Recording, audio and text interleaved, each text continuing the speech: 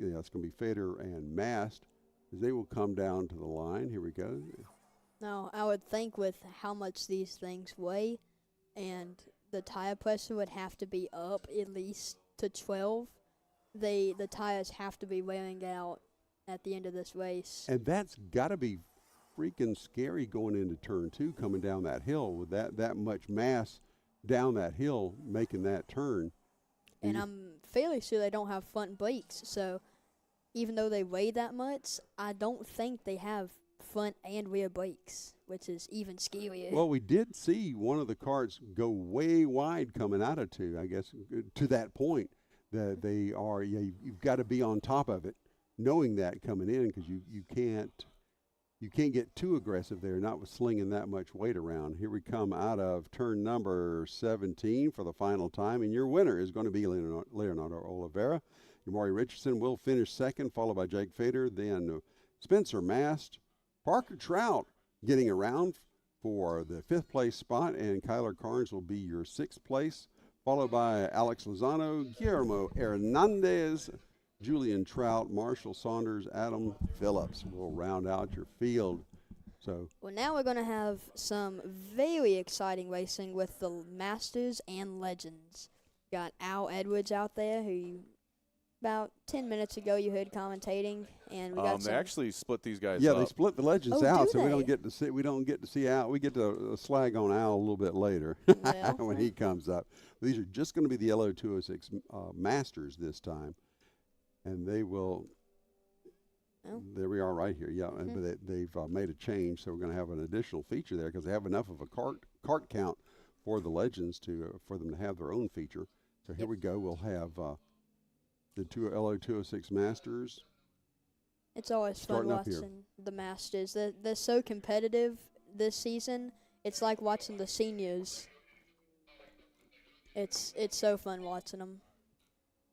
We're going to see if this is going to be a good race. Keep it clean. I know there was some spins in the pre-final and some, rubbing his racing. Yep.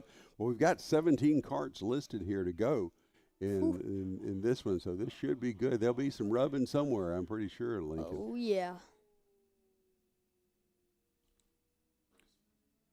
And we get the great flyover view of this 0.8 mile facility here at Atlanta Motorsports Park, which you can come drive yourself on the arrive and drive days. That's the drones coming in for battery change view. Okay, well, you could just say it was on purpose, other for artistic purpose, but here. That's why he was zooming. Yeah, I got you. Well, it looks like we have Jose Garcia starting first, Anthony Bolt starting second, Danny May starting third, Devin Knight starting fourth, Jeff Griffin starting fifth, Aaron Putnam starting sixth, Tyler Swan starting seventh, Joshua Smoker starting eighth, Zach I can't say that for some reason today, starting ninth, and to round out your top 10 is Chris Benson. Excellent. That's what we're looking at here for your Masters, your LO206 Masters. They'll go around one time, then we should, being that they're Masters, right, have no problem getting a clean start, right? Well, you can say that, but from how they've been driving these past couple of races, it's gonna be a fun one. They're getting good and tight here as they come through 14, heading into that gentle bend that is 15, and then the final two-turn combination of 16 and 17. And then they'll see the starter's lights. And let's see. What are the odds? What do you give me that this is a clean start, right? Here we come out of 17. 40% chance. 40% chance. All right. I'll take you on that. I think they'll do it. I think they green, will. Green. We have green, and we're underway. There you go. That's the only thing I know that you didn't today, Lincoln, as they stay tightly bunched going through one and down through two. That's a tough spot when for carts all together to go into that turn for the first time. You don't know exactly where your tires are at that moment, so you've got to be pretty cautious, right? Getting it single filed, hopefully, through the kink. So it's a clean start. So what can happen to you in that kink if you're not single file? Well, that kink is so narrow that you can run up on one of the rumble strips, and that's so big right there that I've seen multiple people run up on it and then hit the other person, and they both spin out and most of the time go into the grass or into the wall. So that bump will throw you into whoever's to your outside, right? Yep. Okay. Unless you just cut the turn, just cut the kink altogether. But then right there is a big old drain, so you're going to be jumping your go-kart through the drain. We are pretty much single file, completing lap number 1, except for a couple of little outriders there on the near the back of the field. But our leader is Danny May, followed by Chris Orencia, Matt Lassiter, Tyson Swan, and Tyler Swan. Your top 5. It was a less than a tenth difference between May and Orencia, as we've been seeing a lot of 1-2 combinations that get together. Well, we say that, and just to that, Orencia looking to get around May, not content to stay nose to tail and maybe settle it out among themselves as someone cuts the S's there going through the cones. And I believe that Swan, Tyson Swan, I believe, did that. He did not improve his position, nor did he give anything up, so I think he'll be okay there. And now we've got some dicing going into turn number 17 and coming out. Let's see if anything changes at the line here. Yes, Orencia, of course, made that pass, and May is second, Lassiter third. Now Tyler Swan over Tyson. Yep, I think that was Tyson Swan that was very close to sending each other into the grass. He hopped up over the turn 1 curb. And we've got a 3-way battle there for 4th place. That may allow the front 3, Orencia, May, and Lassiter, to get away if they're not careful. Now they sort it out, and they get 4 of them in line. 4th through 7th now, looking to, I would think, work together not to let the top 3 get away from them. So let's take a look at, we'll see what the difference is from, say, 3rd to 4th when they come by the line here. But now if they all can get in line and then concentrate on catching those front 3, then maybe they can have a chance at a podium position here. We are in lap number 3 of the scheduled 12 here for the Masters final here. We're looking at the LO206 Masters coming to the line to complete lap number 3. That's a quarter of the way through this final. Matt Lassiter, he is in a very odd position right now, which now he's not, but coming down that front straightaway, he was in what we call dirty air, where you don't have the draft, and the draft falls off, and then the draft is then pushing you back away from them, and it looks like he might be in dirty air right now. Best to stay as tight as possible, but it looks like the top 3 had about a half a second on the next 3 coming to the line, but it looks like they've started to cooperate, at least 4th, 5th, and 6th, staying in line and looking to close in on 3rd place Matt Lassiter as we come into turn number 16 and 17 for the 4th time. We'll be completing lap number 4 this time. And look at that. They are pretty much closing in. Yep, maybe 0.44 is the difference now, so they've closed a little bit of that gap to the top 3. So it's starting to pay off, and they still have plenty of time. There's still a good 8 laps to go, better part of 8 laps to go here as they come by under us now. Going into the kink and staying in line. Looks like Tyler Swan got the fastest lap of the race right there. Let's see if he can push Tyson Swan and get each other up to hopefully be a 5-way battle. 5 or 6, depending if they can bring Joshua Smoker along with them. And up there's some action up front. That behooves the guys behind them as both May and Lassiter get around Orencia on that. And look at that as the at least the 2 that were in that duo, the Swans get behind them.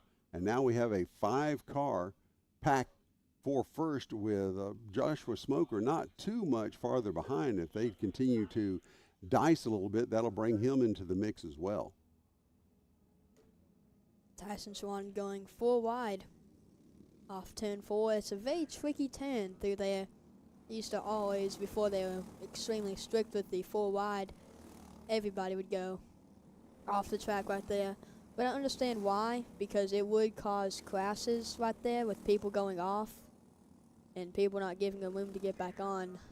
Now, are you saying 4 wide as in it doesn't matter where they are on the track, or 4 wide going 4 off or something like that? Yes, 4 wide, like going off okay. into the rumble strips. So you could go 4 wide if you could fit everybody on the track, but that's not likely to happen. No, I'm talking about 4 tires off into the rumble strips. So here are your top 5 now. May, Lassiter, Orencia, Swan, and Swan. That would be Tyson and Tyler in order coming by to complete lap number 6. Cross flags this time by. Halfway through the 12-lap advertised distance for this Masters, LO206 Masters final. Just taking a wild guess, if they are brothers or if that's father-son. But I would have to say most likely brothers if they're both racing in Masters. I would think if it's an age-style class there, they'd probably be fairly close, or I guess it could always be cousins or whatever. Yep. Brother and sister, who knows? Yeah, who knows? These days you can't make any assumptions, and that's a good thing. And here we go, coming through turn number 14 now as we're looking at the top 5. Holding serve right now as they come through now 15 and into 16 and 17. Getting wide up there, coming out of 17 down to the line. And you could, as I said earlier, throw a blanket over. Now a little bit of a bobble there. That was Orencia. He's had a little trouble the last couple of laps. He went from first to third, and then he got a little squirrely. Looks like it's going to become most likely a 6-way battle, because here comes Joshua Smoker. That last lap was a very fast lap for him, so let's see if he can get up there and make it a 6-kart battle. If stuff like that keeps happening in front of him, that's pretty much a certainty. Although I think May and Lassiter, once they got around Orencia, may have designs on settling it between themselves. But they do have 3 fast karts behind them that are content to stay in line for the moment. Again, we're on lap number 8, so when we get to the line this time, there will be 4 more to go. So there's plenty of racing, plenty of dicing and strategy to do here yet in this 12-lap final. And let's get a look now, just as we say that. Tyler Swan peeking to the inside of Tyson as they come to the line. And let's see, Joshua Smoker looks to be about maybe a tenth of a second, a little more than a tenth of a second back behind 6th place.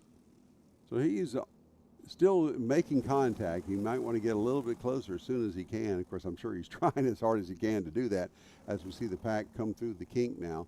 But right now it's Danny May and Matt Lassiter with a little bit of a gap, say a tenth of a second back to Chris Orencia. Orencia needing to show a little more consistency in his line so that he doesn't give opportunity to those behind him to get around him. But look at that, even as we speak, Tyson Swan starting to pressure Orencia as they go through 15 and 16 now. I think one more time, it's about time to start settling things out, because it's 3 laps to go this time by. This will be the completion of lap 9, so there'll be 3 more. And if you are in, I guess, 5th or further back, you've got to make your move now if you want to have any chance to get on the podium. Yep. And I think if, this is just my opinion, if Tyson Swan and Tyler Swan get around Chris, they'll be able to keep up. As I say that, the top 3 pull away, so. Well, I got to ask you this, not that you're in this position very often, but let's say you are in, I don't know, let's say Tyler Swan's position, you're running 5th. When do you start making your move? Is it going to be sooner than if you're running 2nd, right? Yes. And do you have to consider the fact that you might lose contact with those in front of you if you make that move early? Yep. So I I would definitely start making my move about probably earlier than this to get up there with the fastest guys, instead of trying to get held back. Not saying that any of these drivers are not fast, but I would try to get up to the front and try to pull away from the rest of the pack. But Okay, well, then let's say we are lap 2 of 12 and you are back in 5th. If you can get around them, you get around them, right? Oh, yeah. You're not looking to you're not looking to mark time or to just stay in line if you can get around, but you've got to do it smart, right? So you don't lose contact with those in front of you. A little bit of Heavy action bump. there, yeah, back and just as we were talking about Smoker, he's heavy back in the bumped. mix. Yep. Yep, to Tyson Swan. So we are on lap number 11 as they come through turn number 9 now for the next to the last time, right? They'll get the white flag the next time by. And we're watching May and Lassiter staying close. Now, let's get back to something more familiar to you, Lincoln. If you are Matt Lassiter, are you waiting to the last possible passing point to make the pass so as not to give Danny May the opportunity, white flag this time by, or do you just get around him when you can get around him? So I usually find people's weak spots where they bobble most of the time, and then I'd get around them there. So let's say Danny May, let's just say, for instance, he bobbles on the turn after the back straightaway. Not sure what that turn is, number, but let's say he bobbles there. I would purposely slow down, let him bobble there, and go slow through the S's, catch back up because I'll have the run, and then get around him coming through David's Bend. So you've got to think several turns ahead before Yes. you for that move. You're thinking about that move in 14 Absolutely. way back in 10. All right, then let's say you're Danny May. We've seen Danny; he's looking over his shoulder even as we speak. Do you do that? I mean, does that give you any? Over under, possibly. Here we go, coming to the line. It's He's gonna be looking to close, see. but Yep. it's gonna be Danny May, Matt Lassiter, Chris Owens, Tyson Swan, Tyler Swan, Joshua Smoker, Adam Phillips, Sebastian. Not sure how to Velasquez. Velasquez, You got through 7 Yep. of them really well. Chris Benson, and Jose Garcia. There you go. Thank you very much, Lincoln. Well, I'm going to complete that thought, though, about looking over your shoulder. Al was getting on to drivers for looking over their Yep. shoulders. You're not supposed to do that, right? I mean, what Depends. what purpose can it serve? So- as long as aren't you just supposed to keep your line, or do you need to get defensive sometimes? I would start looking over my shoulder from lap 9 to lap 12. Let's say it's the final. Lap 9 to lap 12, I would start, peeping over my shoulder a little bit, just maybe twice a lap, just wondering where they are and seeing if they're going to go for a pass so maybe I could defend, or if it's somewhere where I know I can make it. Well, there goes somebody. That cutting was the that track. early. Yep, that was early cut Tyler through. Swan. But if, I'd start just looking over like twice a lap, and if I need to defend, I defend, and if it's somewhere where I can, do an over/under, of course I will, go offensive and let them pass me, so that way I can do a switchback or an over/under and get my position back. Okay, so in our conversation, you've been talking a lot about strategy and a lot about finding weaknesses. You're in second, and he's looking over his shoulder. Now, what can you do to throw him off his game or to fake him out? What would you do? Yep, fake him out. Exactly. Yeah. That's what I did on the back straightaway. I acted like I was going to go for the pass, where obviously I was never going to make that pass. Going down the back straightaway with him being defensive. So I made the fake to make him go defensive through there. So that way he got a bad run through the S's, and then I caught up to him and did an over/under coming into David's Bend. Okay, so I'm in front of Lincoln Massey, and I say, I know he's going to try to fake me here, so I'm gonna outguess him, and I'm gonna do just the opposite of what he's expecting me to do. Yeah, I mean, I guess is it just a guessing game out there pretty much? It is. See, if you did that, then I would follow you, and then I would think ahead to where I could pass you, where I would pass you and do an over-under on the last turn. So it's all about thinking what's coming up instead of just what you're going to do in this turn. Thinking about, if I'm going to pass in this turn, what can he do after this turn? Rather than, I'm just going to pass him right here and I'll just stay around him. Pretty heady stuff for a newly minted 14-year-old, but it seems to serve you well because, again, you won your feature today, and congratulations again on that. Thank As you. we see the KA 100 juniors coming to the line for their 12-lap feature, and they will get the wave around.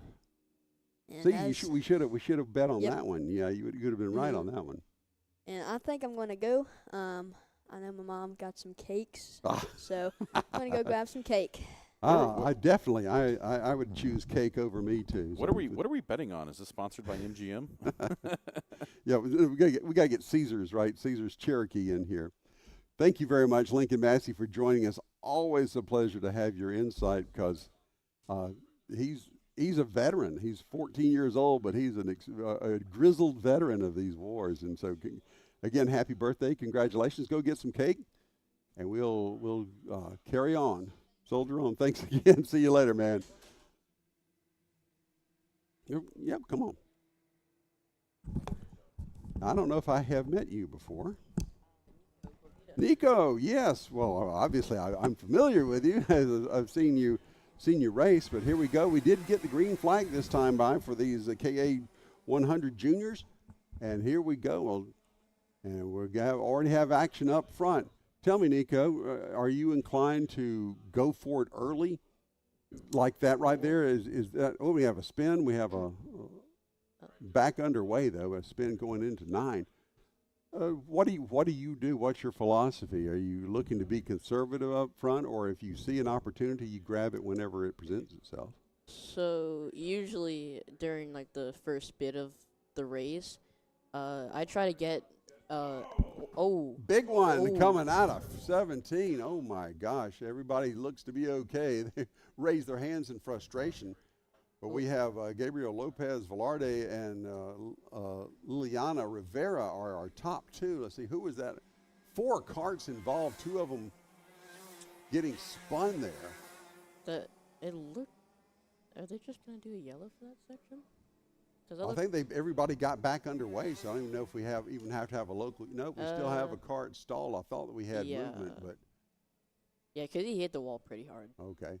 Yeah, but he's all right though. We can watch it on a replay one more time. Why not? We have the technology. Yeah, he just went straight into the wall. Yeah. Who is that? Who is that that went? Well, we'll look and see who's left behind. I think that was Graham Eslick.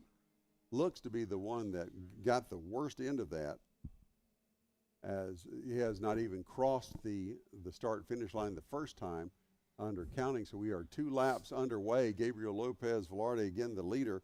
Liliana Rivera, a second, almost 2 seconds behind us. So Gabriel was the one who benefited the most from all that action behind him. But now we have 4 karts in a pack here from 2nd to 5th, and that'll be Rivera, Nahapetian, Corman, and Frazier. And we are doing our best to do Arthur Natapeti justice this time around. We always have fun with that one, but I guess if you call him enough times, you get to learn it. And we got those 4 karts dicing it up a little bit. I don't know, is Velarde somebody they can catch? Is that a little rain coming Yeah, it down? looks like a little bit of rain. All righty. Well, we got karts wide and action going there for 2nd place. A challenge as Rivera. Oh, it is very slick. We have 1 spin, but that was a great recovery though.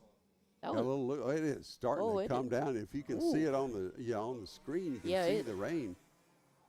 Well, yeah, it's very slick. What do you do when you're caught out with dry tires and it suddenly starts to rain? What can you do? To me personally, I've never been caught with this before. I saw it happen once while I was at Daytona. We were on grid, and I still had my wets on from a previous race, but the track was completely dry, and all the pro guys at the time had their dries on. And luckily for me, as soon as we got out there, it started to rain, and literally every single one of them went off at Oh, so the that worked. first It turn. worked to your advantage. Then. Yeah, okay. it did. But once it dried up, that was very short-lived. Oh yeah, it's definitely a different. No, what is the difference in feel running on a wet track with wet tires and running on a dry track with dry tires? How does that affect the way you attack corners and such? So, well, let me think. It's been a while since I've been racing in the rain. It is quite a fun thing to do. When you've got your wets on, it's kind of like a mix between full grip and no grip, because you have to take a very different approach to each corner. Because on dries, it's much easier to stick through a corner. But on wets, you have to maneuver your cart more. And we're going to be down on some cameras here because as this rain's coming down, did not plan on this weather today. So Are cameramen running for cover, or cameras just dying? we're going to find out here. If you really want something to bet on here, it's whether Kink Cam and Start Finish Cam are going to make it, because Need to they're run out some there. umbrellas out there or something. Yeah. Yeah, I saw the So we've got to power down our drones right now. So we're going to be limited coverage. at the corner that's like right in front of us. Yeah. Tower Cam's got some This shade. I guess it's a photographer. He's got his camera set up there There you on go. a tripod. You can see it right at the apex there, Okay. and it's not even covered. So that sucks. That one's actually weatherproof. That's our test camera. Oh, it is. Yeah, that's our. We had that out there from earlier. Oh, Well, right now it looks like it's everybody against the track and the conditions right now. It doesn't look like there's going to be of course, as soon as I say that, we see that looks like was that. I'm trying to see who that. Oh, that was Frazier getting around the Callan Barfield for third place. That was a good move there in the rain. I guess once you kind of get the grip, so to speak, on what your limitations are, then you can start to race again. But I'd imagine it can't be fun not knowing exactly where the cart's going to go. Say when you get to the bottom of the hill at turn 2, mind you, and you don't know what your grip is. they do look. I'm very surprised by how well they're handling it, because especially down by like in the kink, they looked like they were getting some decent grip there, just judging by the jolting of their heads. But There's our leader, Gabriel Lopez Velarde, and has really checked out on the rest of the field. He's got an 8.7 second lead. That may have, I don't know if that diminished any from when the rain started, but he was already pretty far ahead. He may just be adding more padding there in between. Meanwhile, Corman and Barfield are second whoa, and we third. got a spin down in turn 2. And not unexpected given the conditions. Yeah. Just caught that at the bottom of the screen.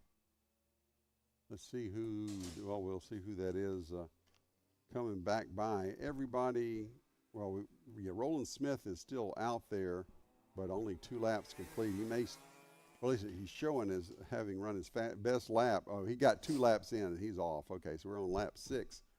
Just completed lap number 7, actually. So we're on, the rest of the field's on lap 7. Our leader, Gabriel Lopez Velarde, is on lap number 8.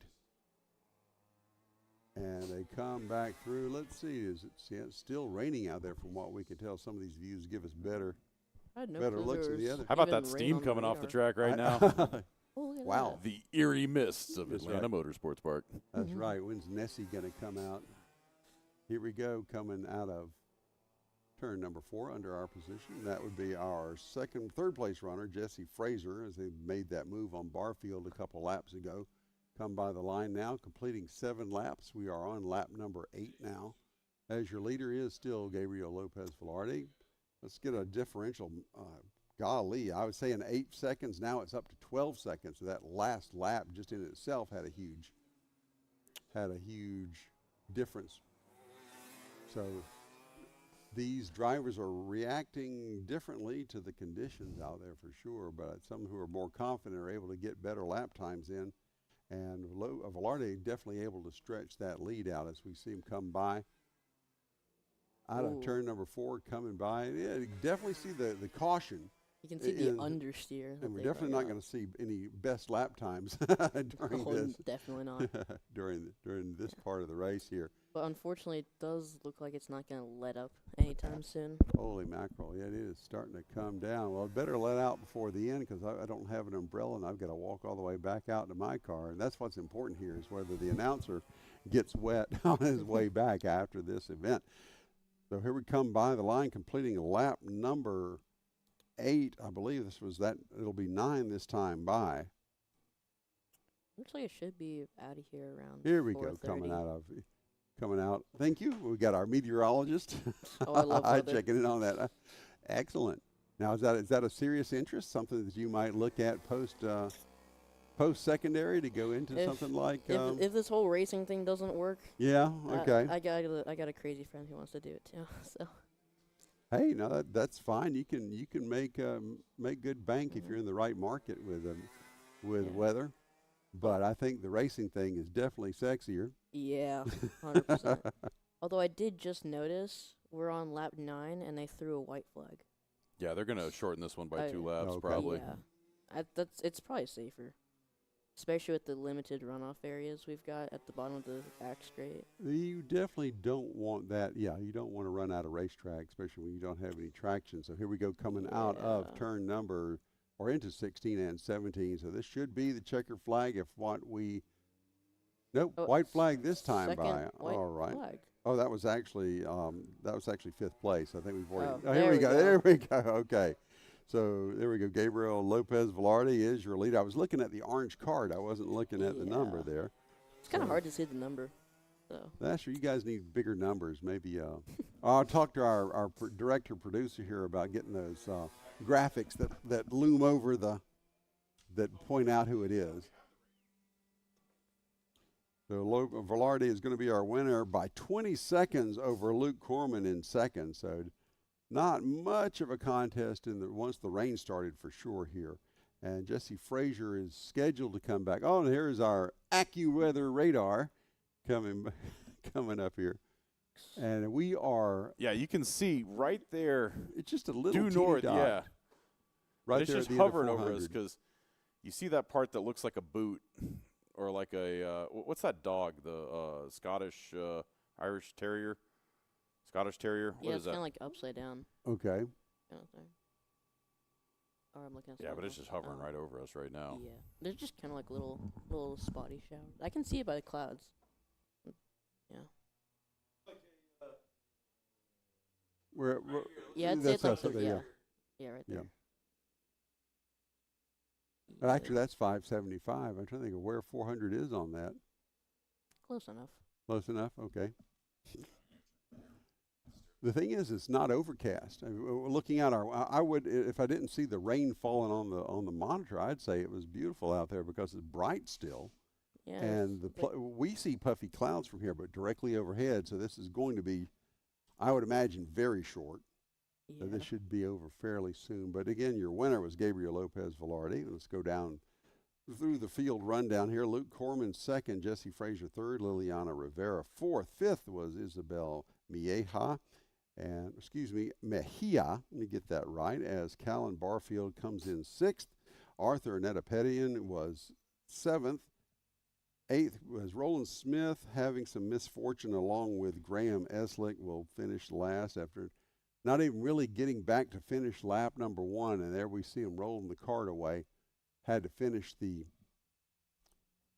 race as a bystander, as a spectator, and that's unfortunate, especially if you don't even get to finish a lap. Has that happened to you? Have you ever had to have that long ride back to the pits and not be able to compete in the race after something happening early? So luckily for me, I've never had to been towed back during a race. I've only been on the trailer shame once. I was testing out a new junior kart, and I ran out of fuel. Oh, well, like- now is that the driver's fault or is that the crew chief's fault?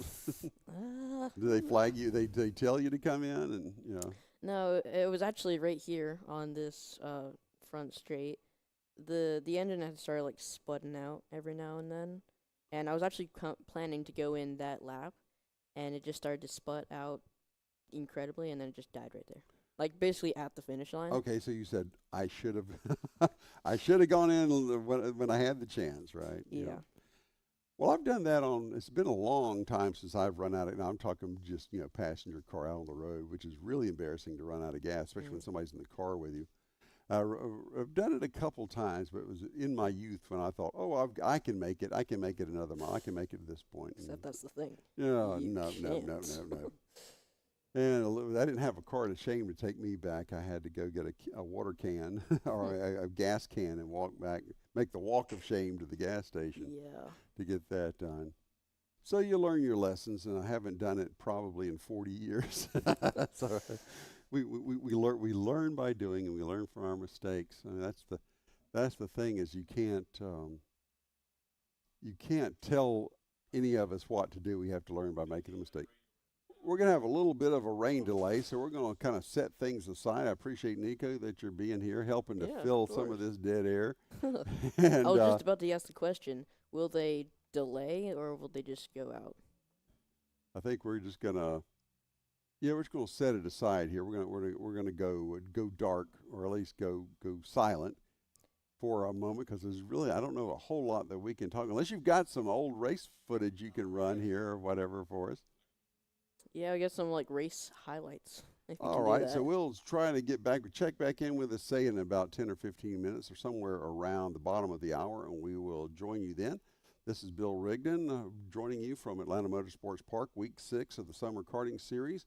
All right, and we'll see you in a few minutes. Take us away, Wilbur.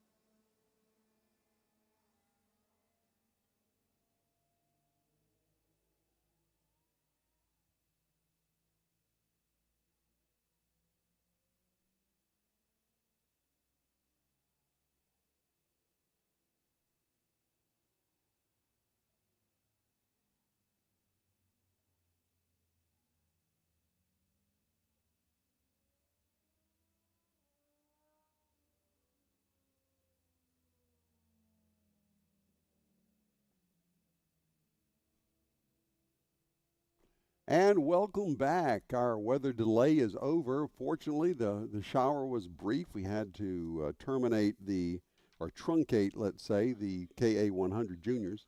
But now we are getting ready for the KA 100 seniors, and they are coming out of turn number 17 even as we speak. Low and slow coming to the line. And here they come. Will they get the light? No, they get the wave around. Oh, Nico's back too. Did you? We were a little shorter than we thought, so you always had to be on your toes here in the old broadcast game. But we're getting ready to get the KA 100 seniors lined up and ready to go here. I see this is our first wave around. And the track looks like it had so much heat in it that it's not going to be wet, really. I think that we saw the steam coming off of it earlier, but the track. Yeah, it's been really hot these past couple of days. Conditions should not be too bad. You can see the drying up top. Where there's banking, it'll come down. It'll dry up top a little sooner. We had a random shower like this on practice day yesterday, and within like 5 minutes, the track is bone dry. Yep. So here we go. Let's see, will they get the light this time? Come by, and we have a green. We have the green light, and we are underway here in the KA 100 seniors here at Atlanta Motorsports Park. Again, this is week 6 of the Summer Kart Series. Nice pass over the turn. Went out of turn 2. Everybody gets sorted out before going through the kink here. We'll get you a who's who when they come back by. We get our official scoring at the line. Or actually, the only scoring we get is at the line, as we have a little action going near the middle of the pack there. There are 8 karts in this one. We've got Christian Foster. We have Mason Groves, Anthony Nunez, Vincent Capetillo, Austin Thompson, Miles Goodman, and Martin Simonoff are our karters so far. And here they come out of 17 for the first time. We're going to complete lap 1 out of the scheduled 12 of this KA 100 seniors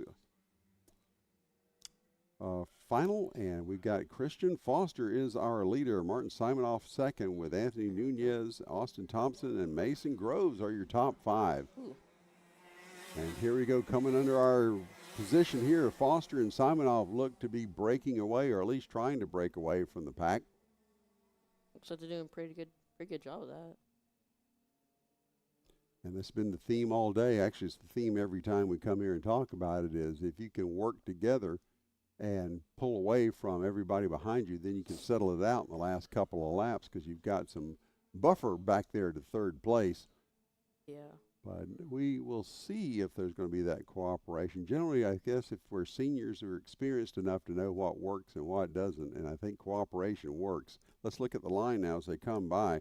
Separation from second to third, from third back to the leader is about 1.5 seconds. So the lead two have over a second lead over the rest of the pack. So it looks, and we'll see if it looks that if we get a increase in that differential, that what they're doing is working.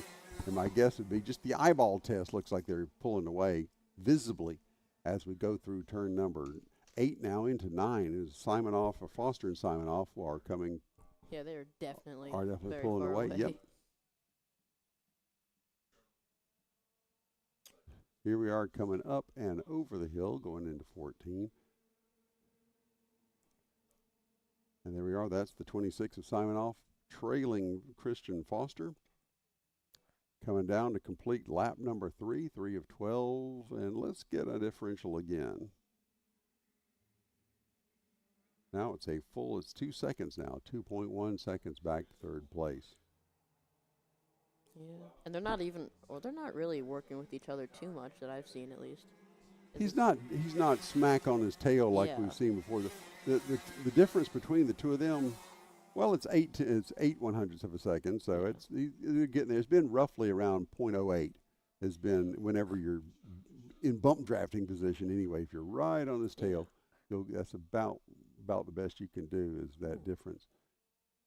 But meanwhile, we're watching the 3rd through 5th now, and actually with 6th place, Mason Groves trying to make it a 3-car battle, save for 4th place. Right now, Vincent Capetillo has a little bit of space, a little bit of margin between himself and fourth place, but that can change again, as we've seen at any minute. Track looks to be in good shape, so I'm not sure if traction or anything with the wet is going to have much to do with it now, unless we get another shower, which, knock wood, we won't have. And here we come around under our position. I have a feeling because some areas of it still look darker than others, so as long as they don't stray too far from their line, I think they'll be fine. But either way, And there we go with the crossover and under. very It looks like an attempt there. That was back at, was that 5th and 6th? Was that Nunez and Groves? Looks like Groves was able to take advantage of Nunez getting a little bit squirrely there. yeah, I love that corner. That's probably my best overtaking corner. Oh, okay. I hadn't asked you about that. Really, is that where you like to, where Yeah, you've had the most success, say, or it's fun, or it's Yeah. effective, or kind of a combination of all that? yeah, because a lot of it's pretty easy to sometimes it's pretty easy to pass on the back straight, and usually when they get side by side, sometimes they put themselves too far over, or I'll try and go towards the middle to kind of defend my position, but then they'll still go past me anyway, so that puts them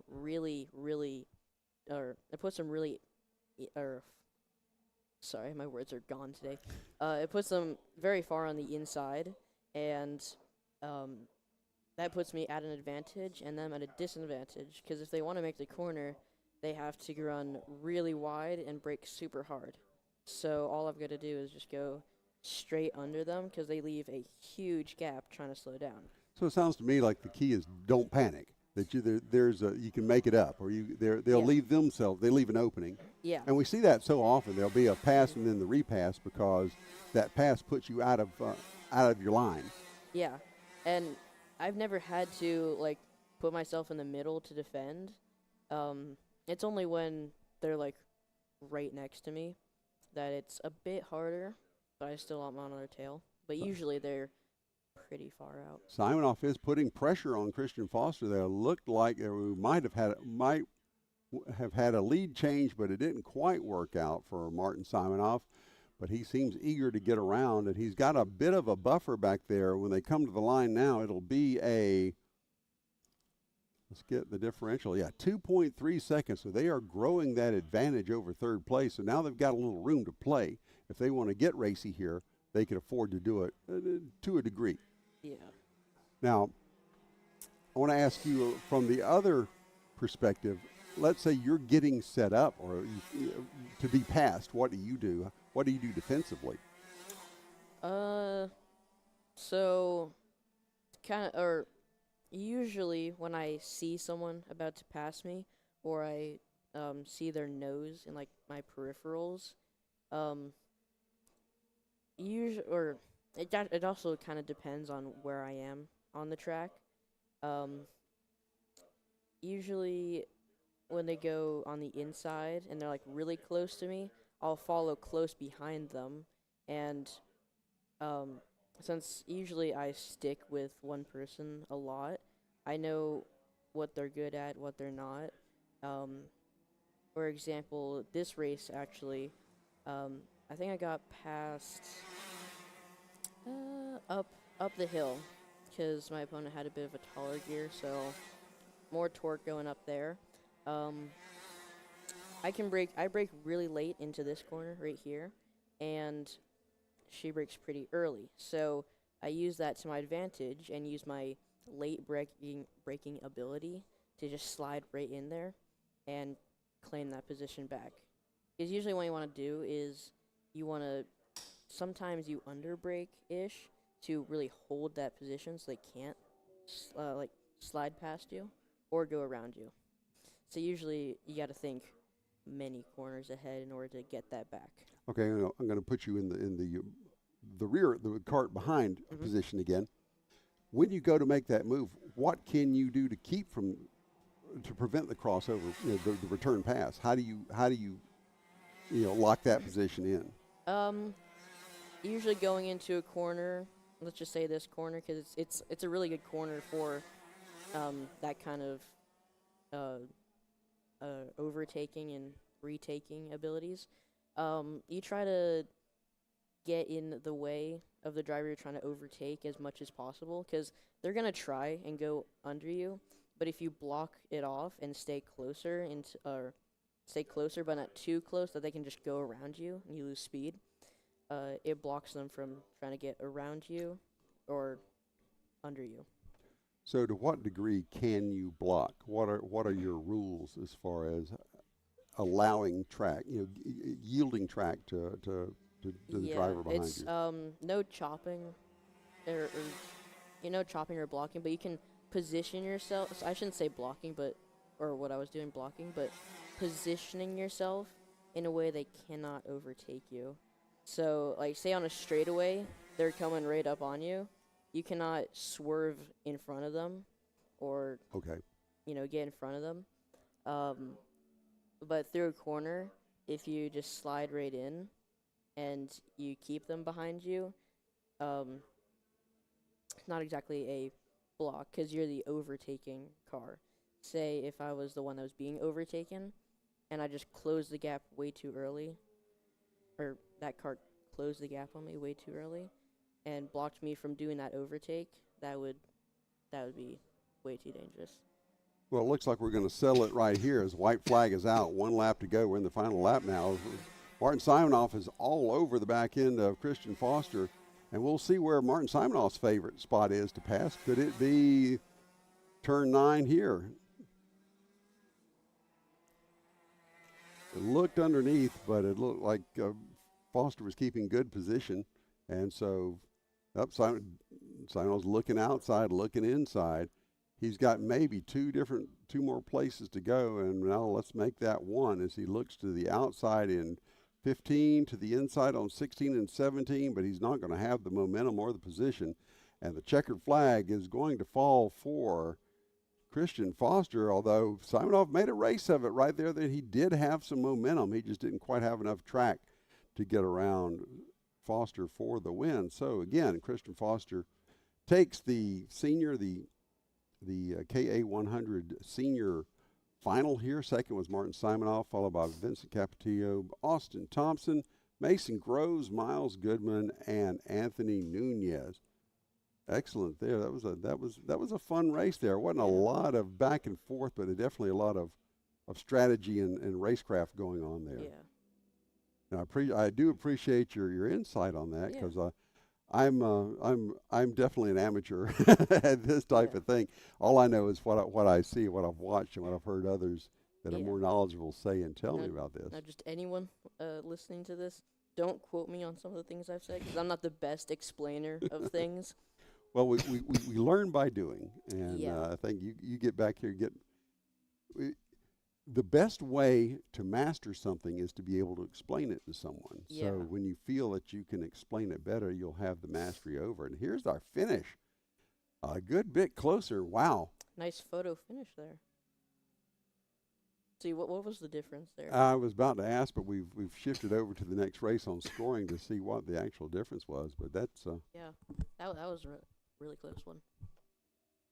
Good deal there. Yeah. And some great racing. And next up, we are looking for the shifter. Now, here we go. This is what you were looking for, right? You were going to take some pictures of the shifters? Yeah. Is that what you were? So I'm going to say goodbye and take some photos. Okay, go have fun. And if you want to come back, and then we can slag on Al Edwards and his race later on. Yeah. Feel free. Do we know what time that is yet? They will be after. Let's see, we've got shifters coming up now, and then the LO206 seniors. They will be after LO seniors and mayhem. And then the masters, yeah. LO seniors mayhem. Yep. Well, no, it'll be the legends. Legends, yeah. So we'll All right. The legends of old. I'll make it up there. I'm sure they don't want to be called that. That's why they call them the LO206 legends and not LO206 guys over 50. It's just a nice way to put it. Yes. Do I get to be a legend just because I'm over 50? You will always be a legend in my book. Okay, well, I'm happy to know that. Oh, goodness. Thank you again, Nico. I don't know. I kind of like I like to think I'm cultivating some future voice talent if they if they decide to let this other Hey, thing go. my little guy was on the mic down at Lanier a couple weeks ago. We were doing an RC event. And Oh, okay. He was an absolute ham on that mic, so I think it runs in the family. Yeah, I would imagine. If I wasn't over here directing, this would be the full-on dad and lad program. But carting around with Bill and Will, wearing about 5 different hats right now. So oh yeah, some great artsy fartsy shots right now from Skycam Jeffrey Farver. Getting that good zoom on that DJI drone. Look at how far back. Oh my gosh, is it going to start seeing like the edge of space or something after a while?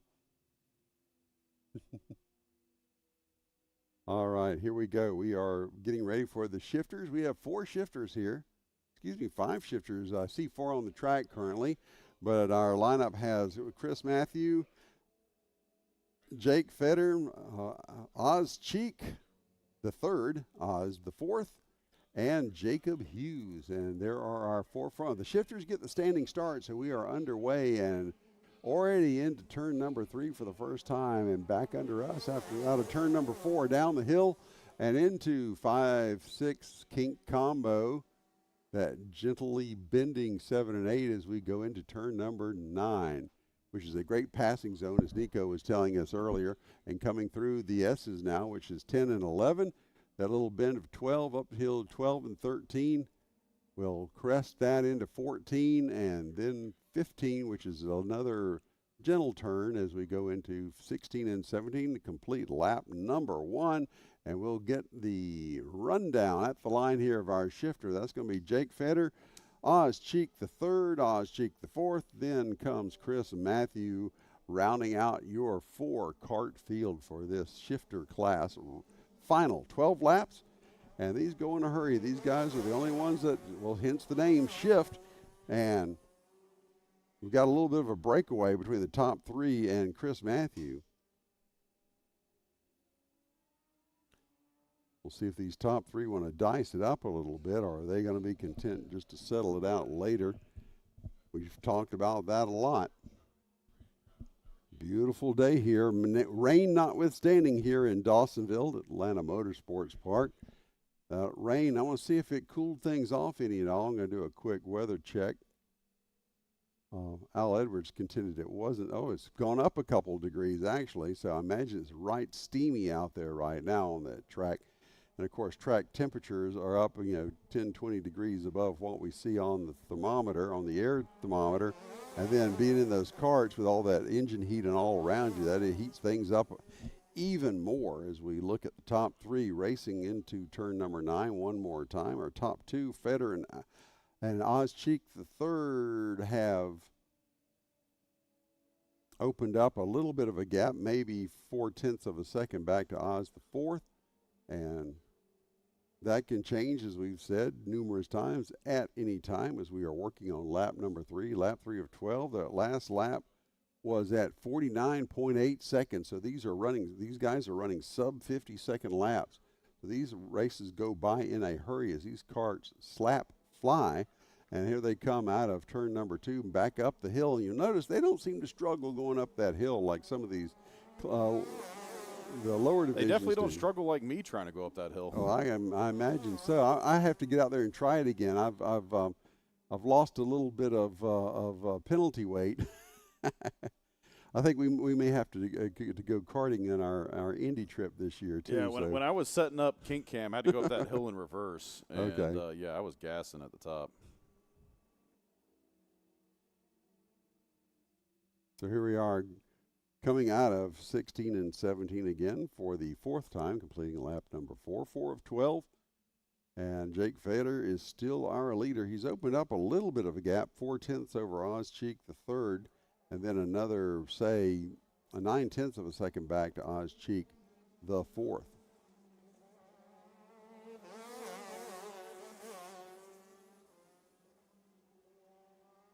And they do sound like they're driving chainsaws out there as they come by. I love that whine off those engines.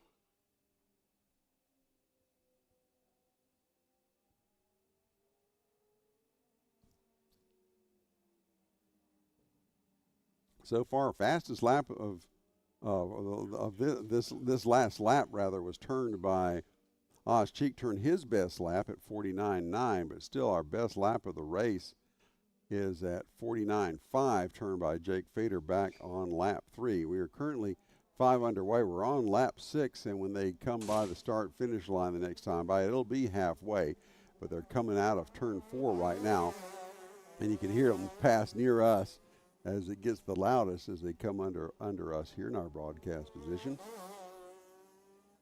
Watching that great drone shot as they come through turn number 9 and back again through the S's. No change in your running order so far, Jake Fader and Oz Cheek. Oz Cheek the third.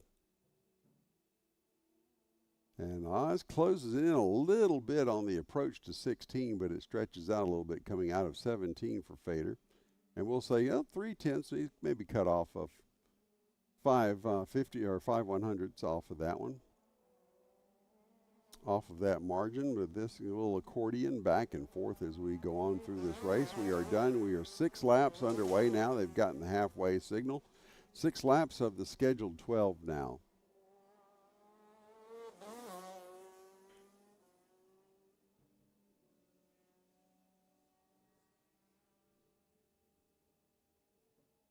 And we've been working on some technical issues with our drones and with our camera positions, but here we go. We have a director again, so we actually will change the view we can change cameras now. I'll tell you, thank goodness for drones, because they can cover it. I mean, that's really not bad shots at all. You kind of get an idea of the layout of this 0.8 of a mile track, 0.85 mile track here at Atlanta Motorsports Park. This is the Kart track here. Of course, you'll see in certain shots, you'll see the main track there too, where they are running motorcycles out there today, which is always a fun thing to watch as well. So here we go. Working on lap number 8 now. Jake Fader stretching it out a little bit. He's got better than a half-second lead over Oz Cheek the third, as Oz Cheek the fourth trails back by another 2 seconds after that, after his dad. And then Chris Matthew will be our back marker here, our last runner here at 10 seconds, 10.3 seconds off the lead. Now coming down to the line one more time, completing lap number 8. That'll be 2/3 of the way through. 4 to go here in the shifter final here at Atlanta Motorsports Park. Again, we are at week number 6 of the Summer Karting Series here at AMP. Bill Rigdon alongside Director William Rigdon. Happy to bring it to you today. Got a chance to watch these finals.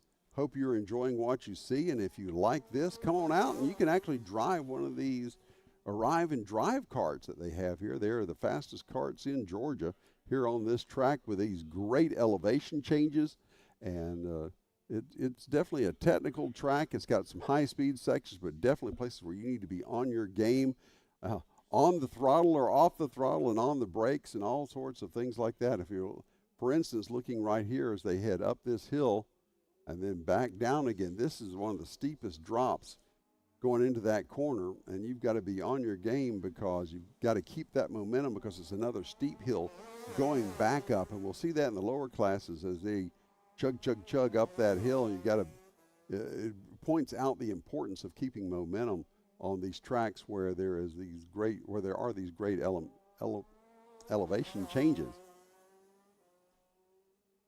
I would venture to say the middle classes, but yes. Anyway, everyone's a critic. I'm just wearing 5 hats right now, and comedian is not one of them. So that is painfully obvious as we come by to complete lap number 10. 2 to go. 2 laps to go here in the shifters final, the shifter class final here. And we're still watching Jake Fader try to keep in front of Oz Cheek the third. And Oz has lopped off a little bit of time. He's now down to 0.46, so he's less than half a second behind. He's got the better part of 2 laps, maybe a lap and a half here to get things settled to catch up to Jake and see what he can do. And we're watching him come out of the turn 13 and 14 now and get those last 2 out of our way. There's 15 And then the two-turn combination of 16 and 17 as they come to get the white flag. And let's get an interval as we take the final lap here. It's about the same, 0.46. So Oz Cheek not able to do much with Jake Fader this time. But now this is the money lap. This is the one that counts. This is the only one you really care if you lead. And so here comes Oz Cheek looking at the rear bumper of Jake Fader coming into turn number 9. This is one passing zone. You have to late break into here to try to get underneath, but he's not quite close enough to do anything with him.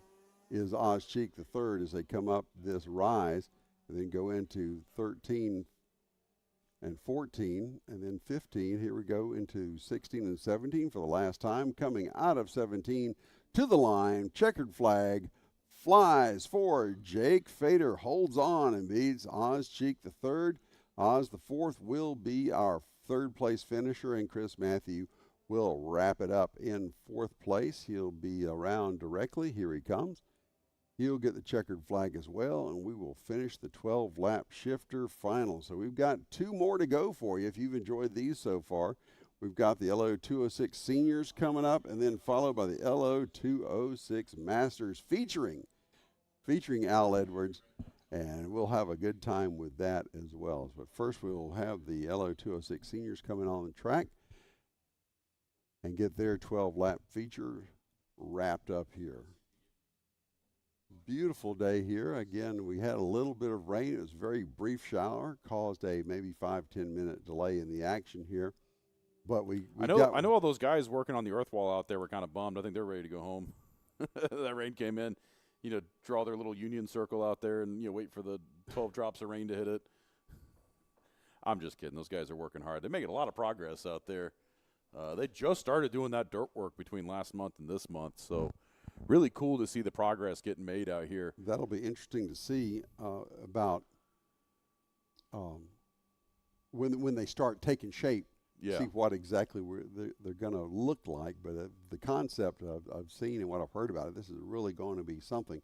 Now, the next thing I want to wonder about is when does the press parking lot open up?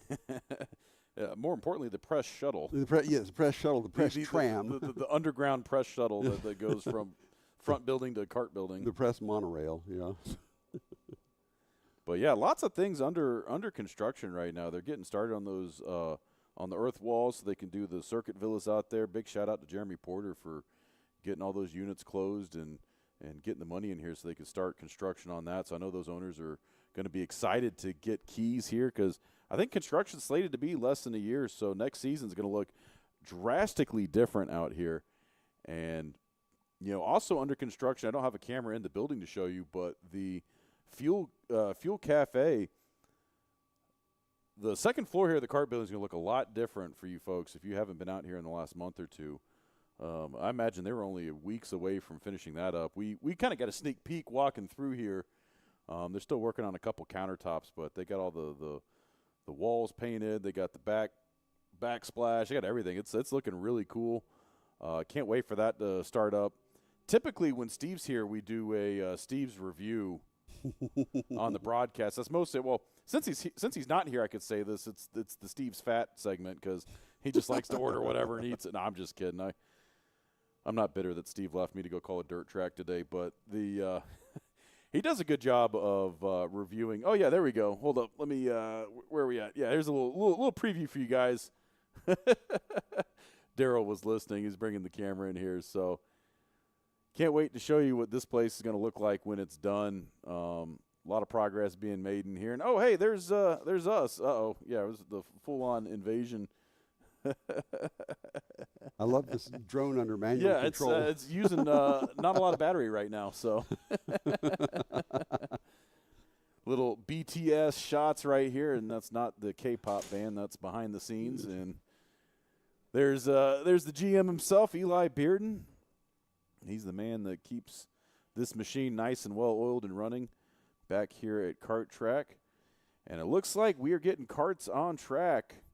Yeah, there's a little shout-out to Field Kitchen right there. And we've got karts taking the track. This is going to be our largest grid of the day, so we are getting excited for this one, folks. Looking at the scoring here, that's 21 carts we have listed here. Yes. So that should be some action, I hope. And nothing will beat that day, because when we had the USPKS, or no, it was not them. I'm having a brain shutting down on me. We had the Cup Carts North America came last year, and the 2 races prior to that, we had more drivers than we had ever seen in LO seniors. We had about 43 drivers on grid for one race, and because they're out here to see the Cup carts. Well, no, they were out here to learn the track prior to the CK. Gotcha. It was CKNA is Cup Carts North America. Oh, gotcha. But they were out here prior to, the 2 events prior to that race to get practice. So it was our normal grid plus the CKNA guys, and I have never seen, it was 43 carts on grid. It was insane. And that's where you need to do the beauty pass. And that's what salute to the fans. Yeah, and that's what do the 4 wide salute. And what was great about it was just the sheer number of carts, and then the sheer amount of mayhem, because that's what I love about LO206. These guys cannot pull away. There's always going to be a pack of them racing, and it just makes for some really exciting finishes. And that was so fun, those first 3 races of last season. Makes for some exciting starts as well, and we're about to have one right here as they come out of turn 17 down to the line. Will they get the green light? Will they? And they do not. They get a wave around. No, Lincoln and I were betting on whether they were going to get a start first time through or not. He gave me 40%, and then lo and behold, they didn't start on the get-go. But the next race he called with me, there was a wave around. I don't know. Well, it was supposed to be 0% chance of rain, so I don't trust anything right now. Yeah. Well, statistically, I guess it was 0 if you if you put it against enough of a time period. Will we get it this time? No, one more time. Oh, man, that 40%, man. I'll take those odds to Vegas. Although I don't want to tell you about how bad my gambling trip was earlier this week. Oh, me either. You went? Okay, good. Yeah, I was there Monday, Tuesday. Were you site searching again? Yeah, or we were out there doing another site visit. That's right. That's why you were. Yeah, of course. You told me you were out of town. I didn't realize that you were in the happiest place on earth. Yeah, for an old degenerate gambler like you. Adult Disney. I do not want to talk about my last gambling trip, but I'll be back. So what you're telling me, Christmas is going to be light this year. No, actually, the will is going to be very disappointing. And I don't mean Will Rigdon either. Speaking of not disappointing, we are green flag. There we go. Well, we killed enough time with that one, and they not quite sorted out just yet, so that'll make this corner a little interesting. We usually get somebody getting out into the marbles or out into the above the line, and we had just one, so they handled that pretty well. I mean, granted, these are seniors, so they should know their stuff. As they come down the hill through the kink and get everything sorted out, pretty much single file. Have a little bit of side-by-side action going into turn number 9 there, but no incidents. And may not even be a position change as they come in through that turn that is 13 and 14. We'll see them. There we go. We'll hit 14. Coming out through a 15 and 16 and 17. As we come down to the line, let's see how they shake out as we complete lap number 1. And it's Zach Frank is your leader. Danny May in second. Carson Craig third. Then Tanner Dixon Hooper will be in 4th place, followed by Eli Hinton. That's your top 5 right now, as they're all bunched up, and except for Frank and May have broken out a little bit, and we'll start to keep an eye on that margins. Maybe it was a second lead from 1st to 3rd, and we'll see if that front duo can expand on that, or whether Carson Craig can close in. My bet is on the latter, that Carson Craig will close it up, because he's not one to be left in the dust, and we'll see as they come up the hill now after coming through turn number 3, and they'll come through that was turn number 14, rather.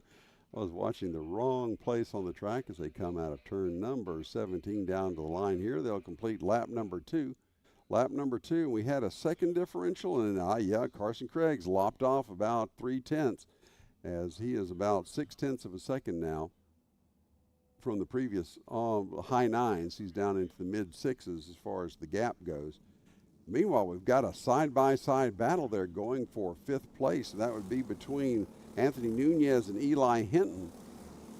A little bit of hand gesturing going on there, saying, let's fall into line and catch these guys before they get away from us. So we've got them all in line here. Good. Oh, that is a nice Art for Money shot as they come by. Coming out of turn 10 now into the S's. And we're looking at Frank May, Craig, and Dixon Hooper, and Eli Hinton, your top 5. 12 laps to go here. 12 laps in total here, 10 to go. We've completed 2 and are just about to complete lap number 3. And we got a spinner, whoa, just as we watch, hard into the wall and ejected from the cart. Whoa, boy, he got sideways and left the cart. So we're gonna wave a red flag right quick because that did not look fun. And we'll just kind of set it aside here for a second as our carter is up and getting talked to by the corner marshal. Fortunately, he went in backwards, which is probably a better way you want to go into one of these. But, yeah, he popped out of that cart pretty quick. So they're going to pull him off to the side here, coming out of turn number 4. And we will step aside for just a moment while we get everything sorted out with that carter that had the unfortunate incident. Let's see, that would be, I believe, Lucas Caroba. Is that who that was? No, I'll take that back. I'm not sure who. They haven't come back by the line to see who that was. I didn't get a number on the cart.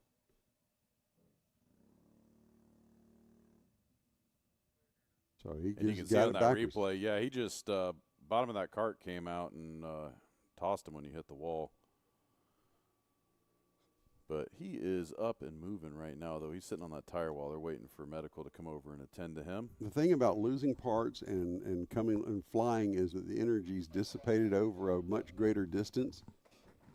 So while it looks a little more spectacular, it's a little easier on the body to spread that deceleration over a little bit of distance.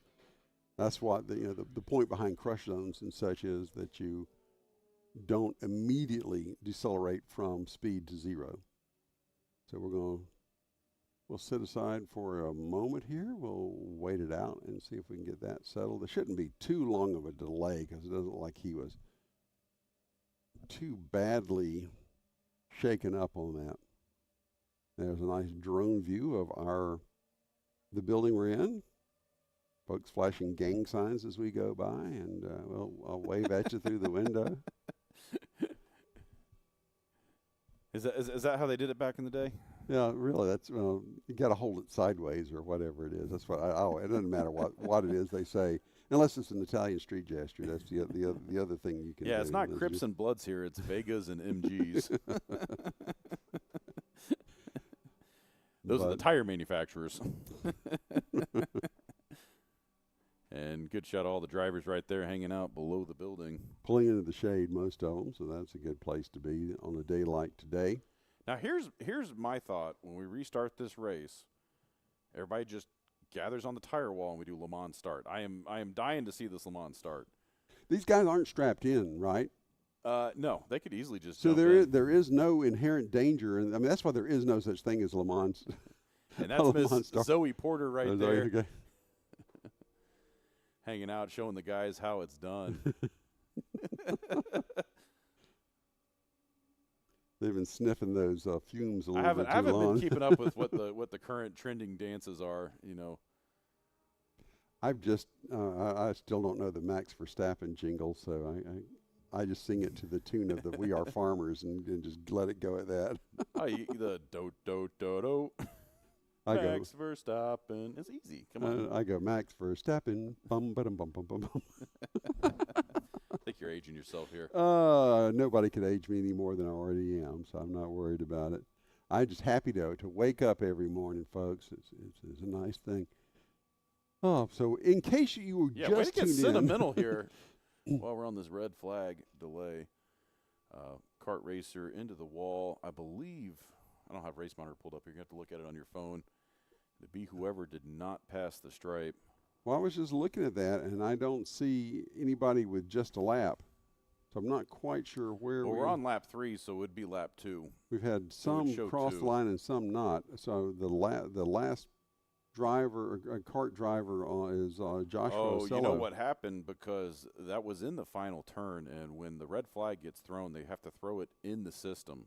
Oh, okay. So some of the drivers were across the stripe, and some of them were not when that call came through. So they're going to have to untangle that mess for timing and scoring as well, since everybody crossed the stripe, but it didn't necessarily score everybody. That's an interesting conundrum. So what do you go back to the tape, or what do you do? I think they just do +1 on everybody that's down a lap. Okay. Well, here we are with Great shot of the construction going on right now, and you can see some of the bikes on track too. Got the motorcycle event going on up front. So if you're a guy that loves 2 wheels, definitely check out some of these bike groups that we have coming out to AMP. This track is so much fun. The big track's so much fun to drive on. A lot of signature elements. What we're looking at right now is modeled after the carousel at the Nürburgring, which I'm hopefully going to get to drive here in about a month. Oh, that's right. When you go back, I may have booked a track rental to go drive the Nordschleife. So. Oh, okay. Now I'm jealous. I mean, I was jealous before when you got to drive the Autobahn. Here we got somebody taking a picture. Oh, that's Nico. Oh, yeah, there's Nico. Hey, Nico. You're live. Say hi. Our other drone's coming in for a battery change. So right now we're bringing you all the shots. And there's the FPV drone coming in. Great shot there from Brian up on the tower cam. Big shout out to him. This is his first race with us, and turns out he's an MRI sales specialist. So I've just been saying good imaging on the back channel when I'm directing the cameras. So looks like these guys are getting back in their karts and getting underway as they slowly make their way down the hill here. The driver that was in the incident was in a red suit. That's what I noticed. And I see a driver. Is there more than one in the lineup, or is he back in the race? I do not think he was back in the race. That was a pretty tough hit. Yeah.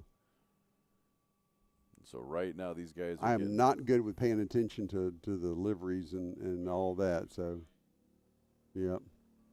I apologize for that. We didn't really get a good shot as to who that was. And we're not going to play that replay over and over again because that No. was a pretty tough hit. But he did pop up almost immediately after that. So. Yeah. Because I guess the last thing you want to do is worry everybody they're going to else. get them. Yeah, they're still waving that red flag, so they're going to get them all stopped right here and get the grid figured out. Right. So we go. Now from the back, I see a couple of red ones. So.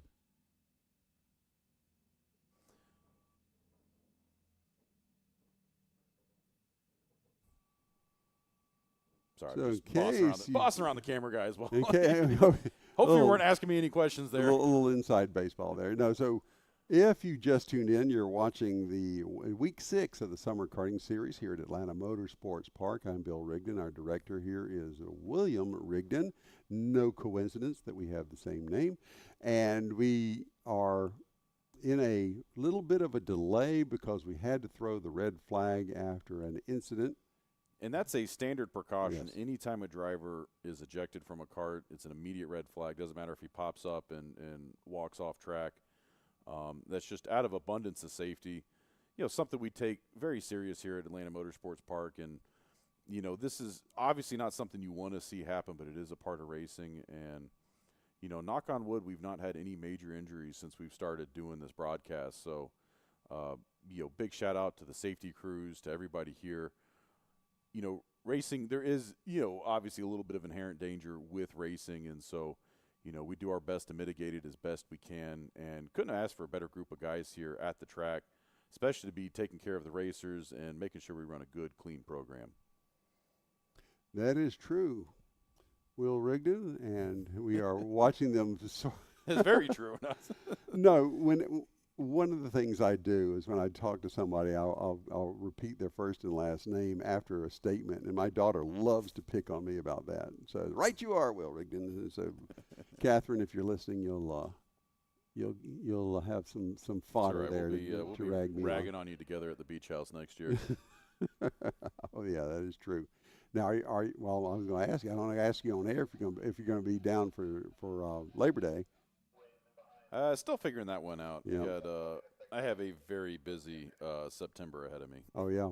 When is the Germany trip? The weekend after that. Oh, okay. So yeah, that definitely makes things busy when you get all that stuff going on. Well, actually, no. The weekend after that, we've got figure eight racing at the greatest Yeah, spectacle on earth. That is true. So it's the following weekend. My September's all kinds of messed up. So. Well, then you should be able to make it down to Betty's, we will right? be.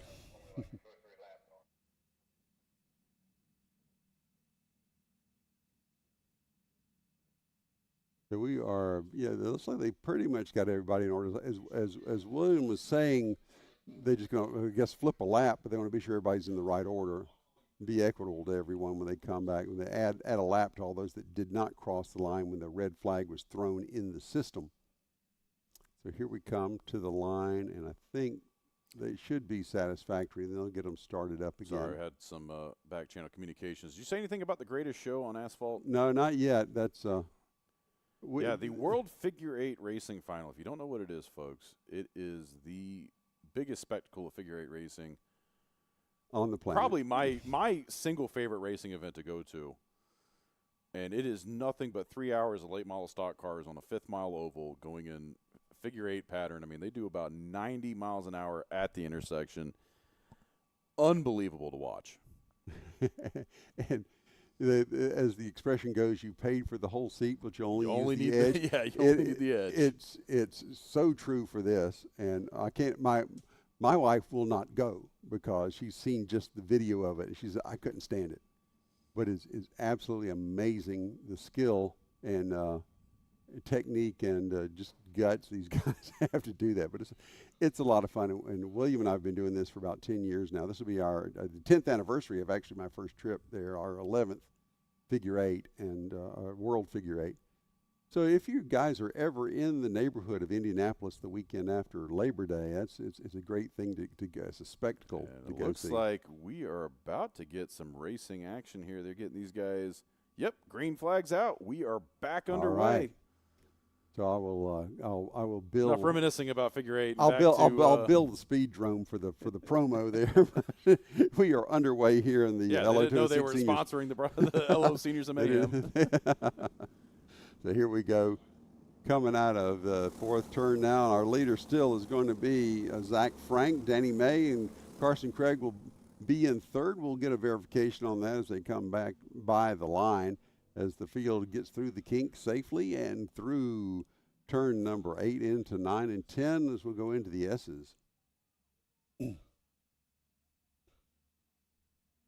And our drones are back online, and everything is hunky-dory. The weather looks good. It's bright out there. We see a lot of clouds, but a lot of blue as well as the folks go through 15 now, heading into 16 one more time. And as they come out of 17 to come down to complete lap number 5, we should see Zach Frank, your leader, Danny May, Carson Craig, Anthony Nunez, and Tucker Dixon Hooper, our top 5, followed by Eli Hinton, Ryan Fiorentino, Ashton Turner, Evan Knox are our top 10. But right now we have 7 carts nose to tail in the line here, so our top 7 competing and going single file as we see through the kink. Nobody stepping out just yet, but it's early yet. We're only 5 laps into this 12-lap feature. The final will be 12 laps, and when we come by the next time, they will get cross flags. It'll be halfway through. 6 laps complete here in the LO216 Senior Division Final.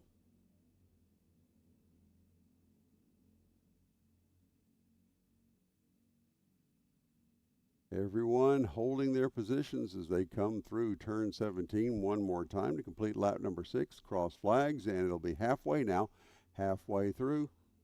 It's time for these drivers to start plotting their strategy. And even as we say that, there goes Tanner Dixon Hooper looking to the inside.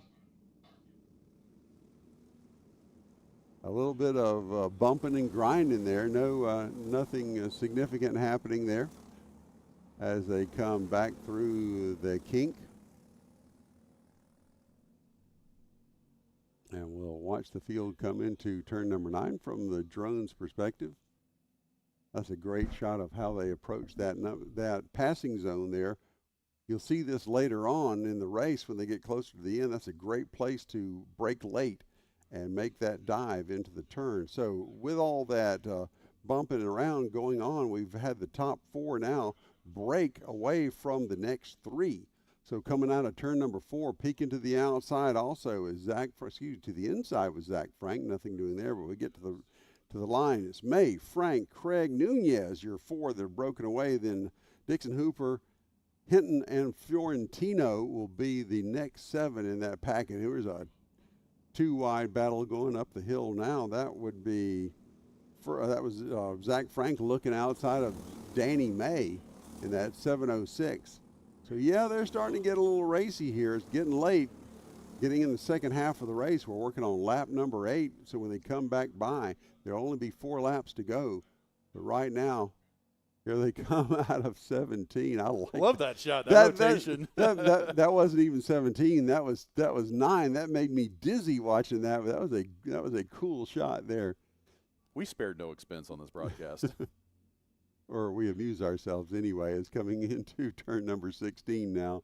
Will be your top 4, May, Frank, and Craig, that and is AlumaCube Engineering, Jeffrey Farver there manning the Skycam. So we let him get a little artsy-fartsy when we bring the FPV in for battery. So, again, coming by, 8 complete now. Frank, May, Carson, Craig, Anthony Nunez, your top 4, breaking it out. But look at that as the pack closes up a little bit more.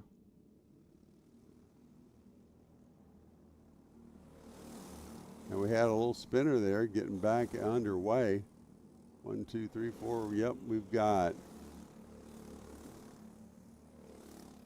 our top 4 still there, but the next 2, which would be Dixon Hooper and Eli Hinton, trying to close things out and they close things up. And they probably can if the top 4 decide to start selling things out.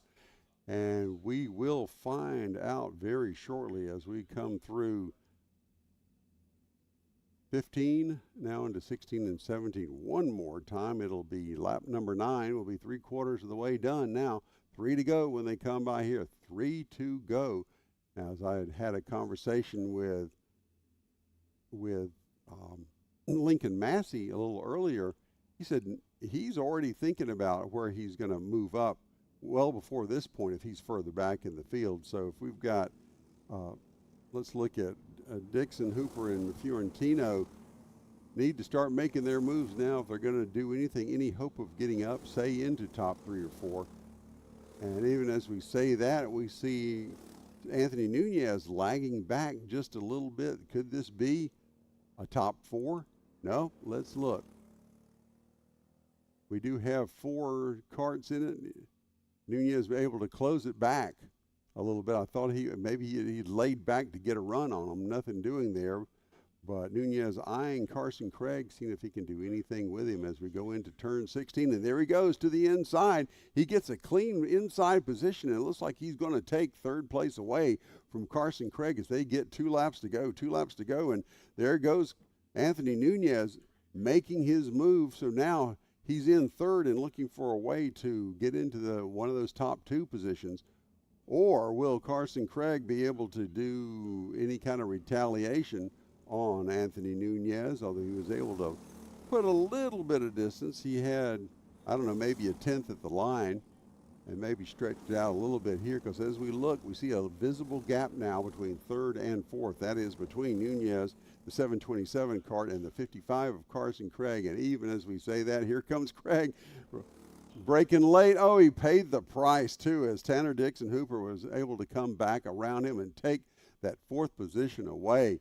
So a bold move there. Again, it's a late race move. You kind of got to make that if you want to get further up by Carson Craig, but it looks to have cost him as we come out of 17 one more time. This will be the white flag. White flag for Zach Franken. Looking to the inside. Danny May, he gets a fender alongside if they had fenders, but it's going to be Frank.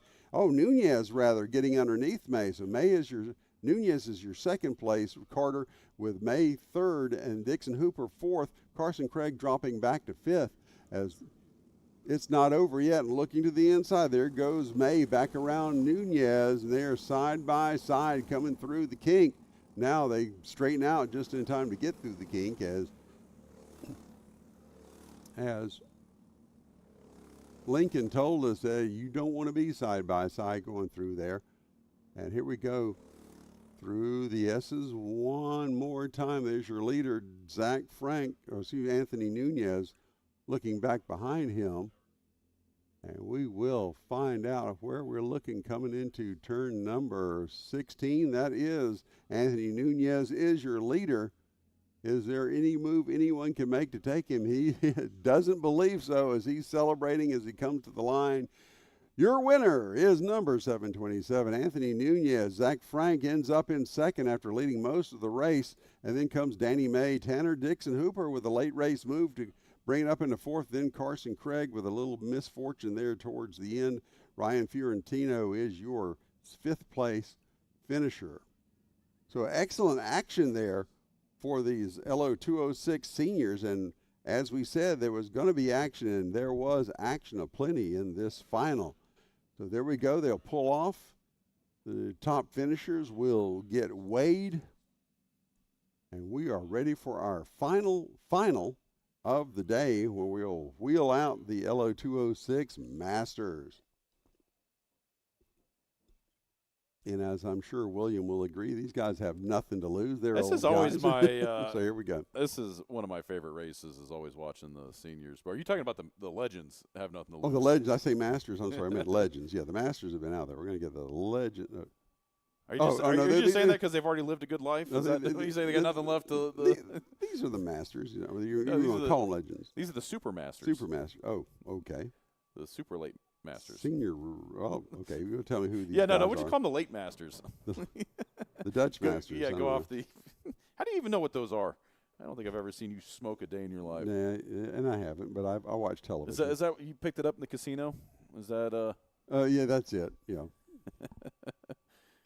I've been corrupted in so many different ways. It's not even funny. So okay, so we've run the junior. Okay, I'm looking at tag. I'm sorry, that's where I'm getting mixed up. The juniors and the cadets, and then we had the seniors, and now we're going to have the masters. Okay. And it looks like the Masters legends. No, it's just legends. We already did masters, so it's the legends coming on. That's who we see on our screen right now, and big shout out to this class because these guys last season had about 2 to 3 drivers. They are now up to 9 drivers today. So awesome to see these guys out here. Man, they flying through that corner too. All right, so let's watch these guys hammer away at each other for 12 laps. Hope you've enjoyed the afternoon so far. I know I have. I've been had a good time working with Nico and with Lincoln and maybe some with Will. That's yet to be seen. We got 12 more laps of racing for you here at week number 6 of the Summer Now, if there's series. any class I want to see a Le Mans start in. Okay. Yeah. Maybe a broken hip. I don't know. If they have no straps, no belts, then why not do a Le Mans start? Now that would be fun. These guys should be the most gentleman class of them all. These are the legends. They've got the most seat time, the most respect for racing for these machines. So I am looking to round out this day with some good, clean racing. Well, let's just see if might they get subtly be pulling for our boy Al Edwards. We'll starting in 8th place right now. See if we'll get the green first time by because they've got the green. There we go.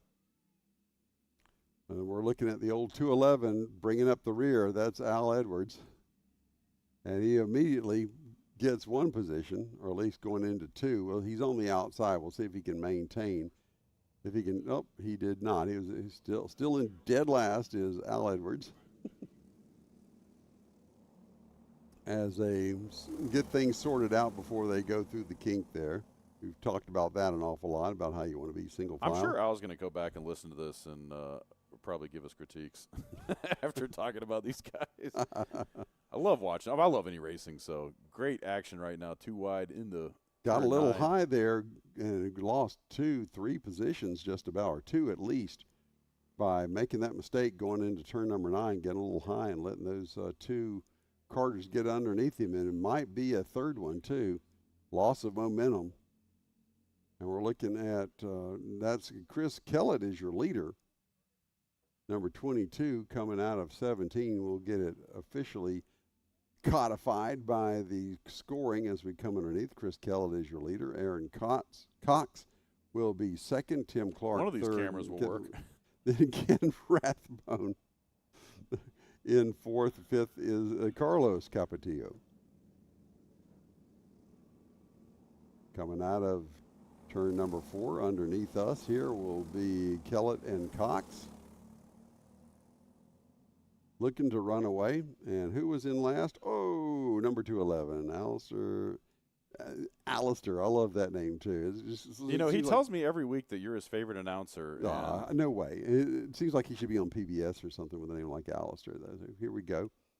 Coming into turn number 14 and 15 and all that good stuff as we are looking to complete lap number 2 of this 12-lap Legends feature.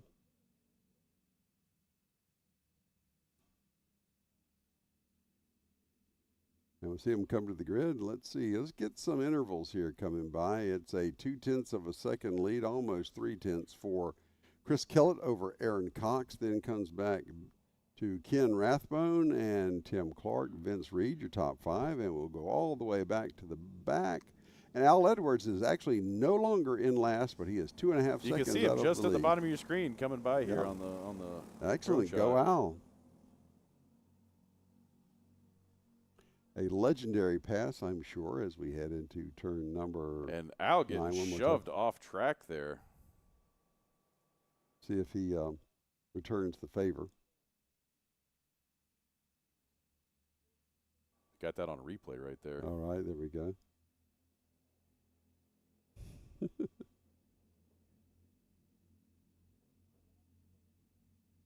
I don't want to call it being a homer. It's being an Alistair, I guess. I don't know.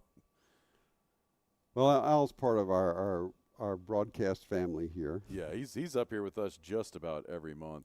So we love his contributions. Definitely single-handedly lifted the professionalism of our broadcast by coming up and well, he has moved up to 6th, so I think Al was just toying with him, I think. So he's now up to.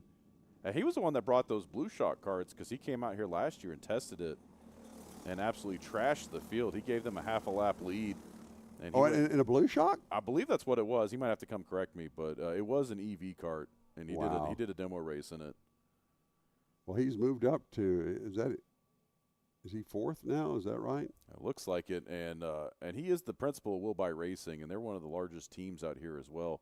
Sometimes he can have close to 30 drivers under his tent. So, big supporter of kart racing here at Atlanta Motorsports Park. We love him. All in good fun, and right now he is pushing his way to the front. Really, he's right behind Ken Rathbone at the moment. Yeah, I guess that's so he's currently running 6th right there at the bottom of our screen. Great drone shots from Daryl Cannon, Killboy.com. Oh, so I was watching Reed make the move on Rathbone, so Edwards is in 6th. That's right. Finally get that right. I was looking at the wrong cart. Which is not an uncommon occurrence with me as we come through turn number 4 underneath our broadcast position. And a pretty close bunch there from first to last. Is only about 3 seconds from the head to the tail of the field. So this is a pretty competitive bunch here, competitive group of Legends karts. As we are working on lap number 5 now, lap number 5 of 12.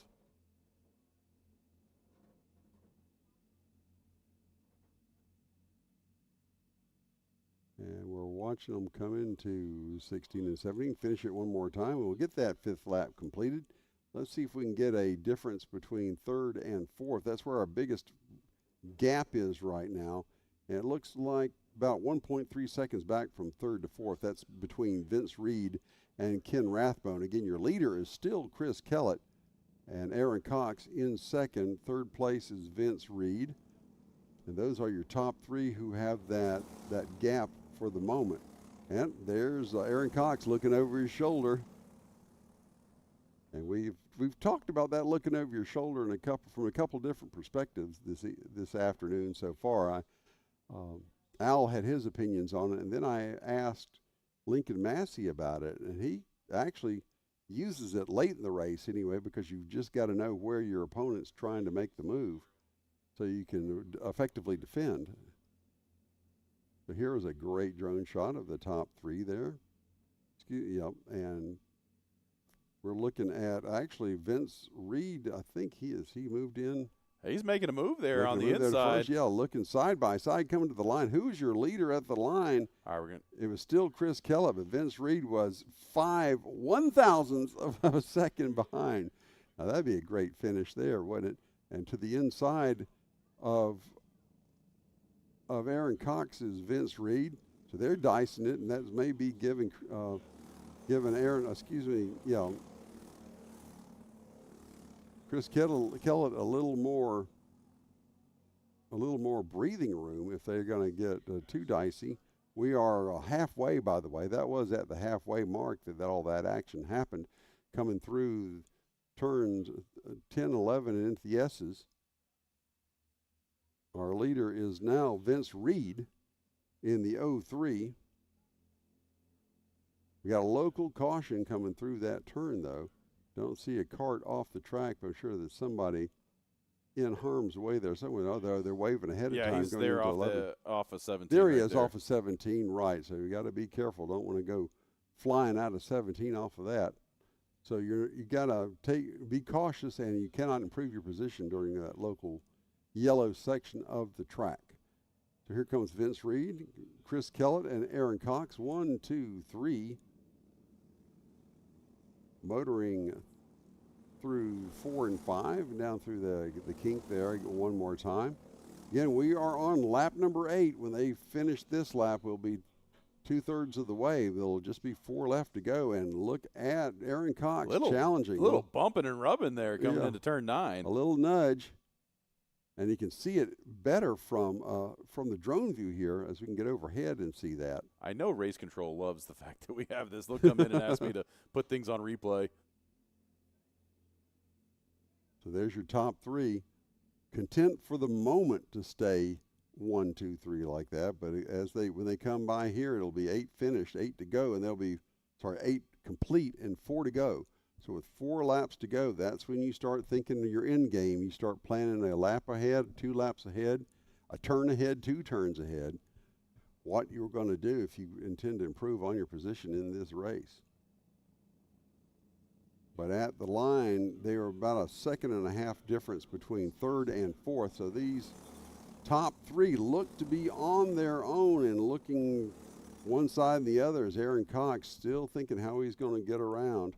And here's a move. He might do it. Look at it. He gets the pass. Just as we talk, going into that turn number 9. And there is Aaron Cox getting inside of Chris Kellett. So it's Reed and Cox now with Kellett in 3rd. And did that cost him much in that gap back to 4th? We don't see another cart in this view anyway, but I imagine 4th place benefited a little bit. Dixon may have closed up a little bit. There you go. He's just entering the bottom of your frame there. And there we go, side by side again. It looks like Cox and Kellett, photo finish there at the line more or less by just a few hundredths. So they are going at it now. It is Vince Reed, Aaron Cox, Chris Kellett, 1, 2, 3. We have 3 laps to go, less than 3 laps to go between these 3. And we've got Kellett hammering away at the rear of Aaron Cox, and that may be the best thing that Vince Reed could see, if he could see in a rearview mirror, which he doesn't have. If he looked over his shoulder and saw that, he'd be smiling. But even as we say that, here we go, they get in line and close up again. So Reed is not out of the woods yet as Cox and Kellett work together to close up before we come into turn number 16 for the next to the last time. And here goes, there goes Kellett, I believe, to the inside to come into the line. Side by side with 2 to go. Holy mackerel. Looks like Vince Reed was he's getting left out to dry right now. Aaron Cox and Chris Kellett, they were all side by side coming down. And with the 2 to go, it's still Reed's race and Aaron Cox in second. We're looking towards the rear of the field now.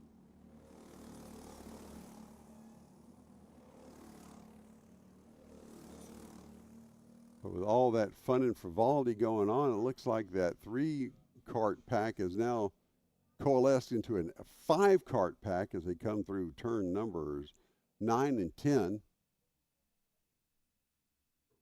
10 and 11, 11 and 12, and there they go. There's your leader, Vince Reed.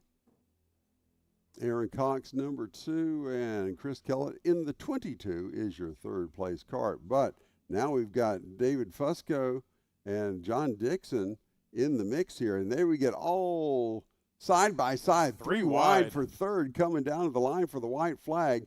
Again, if you're going to be in position to win, you've got to be probably in that top 3, and that's what they were trying to settle out. Reed, Kellett, and Cox, Dixon, Fusco are your top 5 with 1 lap to settle it out. And Vince Reed has pedaling as hard as he can to get away from those 2 behind him that sorely want the position that he has as they get through the kink for the last time, looking into turn number 8 and now making that hard braking into turn number 9. And looking to the outside of Kellett is Cox. Can't quite make the move there. As Reed, again, content to let those 2 behind him battle it out because that only benefits him. But there's only 1 or 2 more places to pass for any of these guys as we go into 16 one more time. And here goes Kellett looking a little bit to the outside. Nope, not going to be able to do it. They're going to finish as we saw them come across. Reed, Kellett, Cox, Dixon, Fusco. Great race there, but the checkered flag falls for Vince Reed. Vince Reed wins your Legends final. The final here of week number 6 here at the Summer Kart Series here at Atlanta Motorsports Park. Great racing there. Let's see, where did Al come in, by the way? We have Al Edwards in. He had to pull it off. He only got 5 laps done, so he can come and tell us what his I think he used what his ailments were. All his energy up here announcing with us. I think that's what it is. He talked a good race, and I know he'll drive a good race too. But he probably wanted to stay back so he could watch his team karts, critique their performance. Maybe that was it. He was strictly doing it as from a mentorship position. That's the kind of gal. That's the kind of guy Al is. Anyway, so that'll do it for our racing here today. Do we have any last-minute announcements or anything we want to talk about? Nothing I was specifically told to hype, but if you guys have not been out to Atlanta Motorsports Park yet this summer or even this year, so much has been changing. You guys are definitely missing a lot right now. Come check this place out. It's not scary. Get involved. Start karting. We can start at any age. Doesn't matter if you're 5 or if you're 75. And a lot of good things are happening here at Atlanta Motorsports Park. Got a great shot right here of the overall facility. I mean, this place is beautiful. It's gorgeous. And about to get even more beautiful with the addition of the circuit villas. So those are going to be coming online here in the next 6 months. We're really excited to see the progress with that.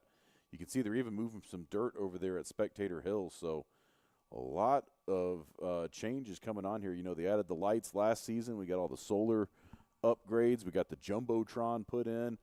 About to get the villas here. We got Fuel Cafe going in. We've got the IV therapy. Go get refreshed. So you come out here and you overdo it a little bit, we got an IV for you. If you overdid it last night, we got an IV for you.